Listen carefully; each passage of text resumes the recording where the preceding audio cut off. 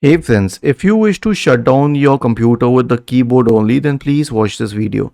So the first method is to Alt plus F4. Simply press this and then you'll already on shutdown. All you need to do is hit enter and your system will be shut down. But here's the problem with this method. You need to be on the desktop screen for it. If you are in any app, it will try to shut down that app first and then the system. So the next method is to press the Win plus X menu, which is the Windows key and X together. Now scroll to shutdown or sign out and then scroll down and click on, hit enter for shutdown. Hitting enter is equivalent to left click. The next option is through the run window. So press the Windows key and the R key together.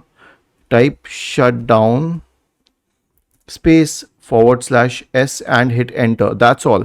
The second you hit enter, it will shut down your system. And other than this, you can also try it through the command prompt. If you are accustomed to the command prompt, you need to open the usual command prompt, not the administrator one. Type shutdown space /S and hit enter.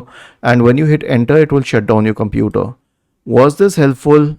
If yes, then please subscribe to the channel, and if not, then let us know in the comment section of the video on how we could help you further. Thank you for watching this video and have a nice day.